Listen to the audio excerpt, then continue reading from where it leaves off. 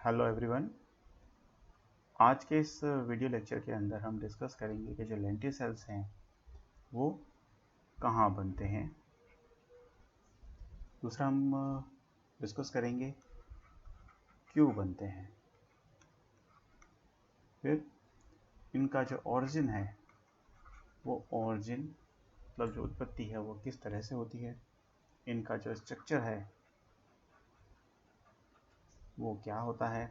इनकी जो शेप्स हैं वो शेप कैसी होती है, डिस्कस करते हैं। चलिए नेक्स्ट स्लाइड में। Lenticels are lens-shaped opening or break in the cork tissue। तो सबसे पहले शेप देखते हैं, तो शेप कैसी होती है, लेंस शेप्ड होती है इनकी। दूसरी बात, form due to rupture in the epidermis during secondary growth, यानी कि जहाँ पर द्वितीयक वृद्धि सेकेंडरी ग्रोथ होती है वहीं पर लेंटिसेल प्रेजेंट होंगे। थर्ड पॉइंट डिस्कस करते हैं। Lenticel permits the exchange of gases between the outer atmosphere and the internal tissue of the stem. These occur in mostly woody trees। तो यहाँ पर ध्यान दीजिएगा कि जो भी स्टेम होते हैं मुख्य रूप से डाइकोट प्लांट के अंदर जो स्टेम्स पाए जाते हैं जहाँ पे सेकेंडरी ग्रोथ होती है वहाँ पर लेंटिसेल प्रेजेंट होते हैं, और कई बार ये रूट्स के अंदर भी लेंटिसेल प्रेजेंट होते हैं। और यहाँ पर देखिए मोस्ट वुडी प्लांट्स ट्रीज के अंदर पाए जाएंगे, स्पेशली जितने भी प्रकार के हर्ब्स होते हैं वहाँ पर सेकेंडरी ग्रोथ, हर्ब जितने भी प्लांट हैं उनमें सेकेंडरी ग्रोथ नहीं होती है, तो उनमें जो लेंटिसेल हैं वो लेंटिसेल नहीं पाए जाएंगे। इस लाइन को ध्यान रखिए। यहाँ जो आपसे बात है क्यों बनते हैं, ये एपिडर्मिस पर जब अंदर के अंदर फिलोजन जो होता है उस सेल के अंदर जब डिवीज़न होता है तो एपिडर्मिस के अंदर लगातार प्रेशर पड़ते पड़ते वो एपिडर्मिस रप्चर हो जाती है और ये लेंस शेप्ड जैसा दिखाई देता है। और मुख्य रूप से जो इसका फंक्शन है वो यही है, एक्सचेंज ऑफ गैसेस। ये सबसे इम्पॉर्टेंट फंक्शन है। लेंटिसेल का जो निर्माण फॉर्मेशन होता है वो इसलिए होता है कि जब स्टोमेटा क्लोज रहें या इनएक्टिव हो जाए उस समय, या नाइट के समय जब स्टोमेटा क्लोज होते हैं या दिन के समय जब स्टोमेटा क्लोज होते हैं, तो गैसेस का एक्सचेंज नहीं हो सकता। उस समय गैसेस के एक्सचेंज के लिए वुडी प्लांट्स क्या करते हैं कि हमेशा प्रेशर लगाते हैं जो फिलोजन है, और इस तरह से लेंटिसेल का निर्माण होता है। आप जो ये तस्वीर है इस तस्वीर में देख सकते हैं, यहाँ पर ये देखिए ये सारे के सारे लेंटिसेल है। ये जो लेंटिसेल है ये स्टेम पर प्रेजेंट होते हैं, रूट में प्रेजेंट होते हैं। अब स्टेम में प्रेजेंट है तो या तो ये वर्टिकल कंडीशन में होंगे या हॉरिजॉन्टल। आपको यहाँ देखिए इस तरह से ही रप्चर जो दिखाई दे रहे हैं, ये सारे के सारे रप्चर जो हैं वुडी स्टेम पर ये लेंटिसेल है। और ये बहुत ज़रूरी होता है गैसियस एक्सचेंज के लिए, क्योंकि जितने वुडी प्लांट्स हैं उनके अंदर इंटरनल जो टिश्यूज़ हैं वहाँ तक जो गैसेस है वो नहीं पहुँच सकती, तो उनके लिए ये एक पाथवे उन्होंने तैयार कर लिया है, एक रास्ता तैयार कर लिया है कि वो इस तरह से गैसेस का एक्सचेंज कर लेते हैं इंटरनल टिश्यूज़ के लिए। यहाँ देख सकते हैं लेंटिसेल जो है वो लेंटिसेल जो लेंस की तरह ये दिखाई देता है। ये जो भाग है ये कॉक्सेल है, यहाँ भी कॉक्सेल है, तो ये जो पार्ट है वो लेंस नुमा, लेंस जैसा दिखाई देता है। ये जो एरिया आपको दिखाई दे रही है, ये जो सेल्स हैं, ये सेल्स ये मुख्य रूप से कलरलेस होती हैं, राउंडेड होती हैं, पतली भित्ति को क्या कहते हैं, थिन वॉल्ड, और लूजली अरेंज होती हैं। ये देखिए सारी लूजली अरेंज सेल हैं, इनके बीच में इंटर सेलुलर स्पेस है वो पाया जाता है।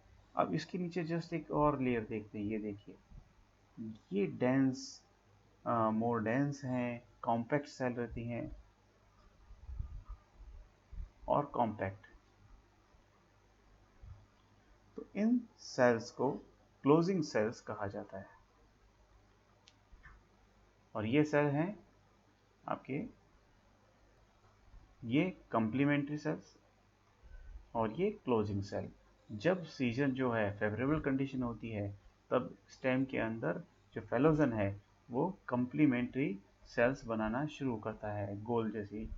और जब सीजन जो है अनफेवरेबल हो जाता है ठंडी की शुरुआत के समय, विंटर की शुरुआत के समय, तब इस तरह की डेंस जो सेल्स हैं उस तरह की सेल्स का निर्माण करना शुरू करता है, जिसकी वजह से गैसेस का एक्सचेंज रुक जाता है। ये धीमे धीमे जो लेयर है बाहर आती जाएगी और ठंड के विंटर के समय ये सेल्स पूरी तरह से इस लेंटिसेल को कवर कर देगी।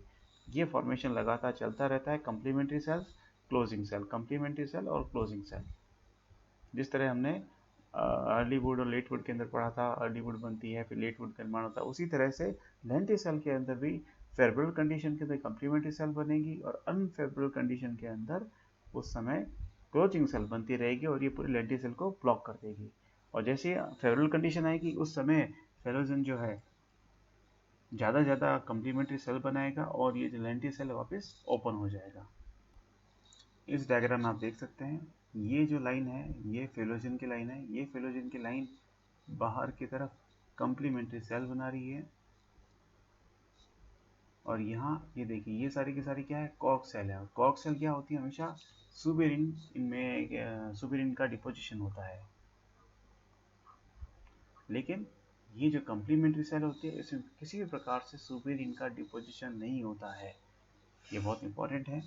नहीं, इस डायग्राम में भी आप देख सकते हो, ये देखिए फेलोजन की जो लेयर है ये लेयर बाहर की तरफ कम्प्लीमेंट्री सेल है वो लगातार कम्प्लीमेंट्री सेल जो है वो बनाती जा रही है। ये देखिए गोल गोल जो सेल्स हैं ये कम्प्लीमेंट्री सेल्स हैं सारी की सारी। ये कम्प्लीमेंट्री सेल हो गई और इसके नीचे जो पतली लेयर है ये भी आप ध्यान रखिए। इस डायग्राम में देखिए लेंटिसेल पोर, यहाँ पर जो ये सेल दिखाई दे रही है ये कम्प्लीमेंट्री सेल्स हैं। ये जो पूरा एरिया है ये सारी सारी क्या है, कॉर्क सेल हैं। यहाँ और यहाँ ये कॉर्क सेल हैं।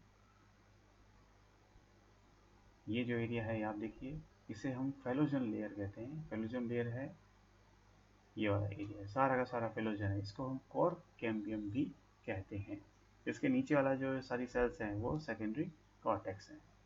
अब एक प्रश्न और आता है कि इसका जो ऑरिजिन है वो किस तरह से होता है। तो इस डायग्राम में आप देख सकते हैं जितने भी स्टोमा यानी कि जो स्टोमेटा होते हैं, जहाँ जहाँ भी स्टेम में स्टोमेटा पाए जाते हैं उन स्टोमेटा के सब स्टोमेटल जो सेल्स होती हैं, पेरेन्काइमेटियस सेल्स होती हैं,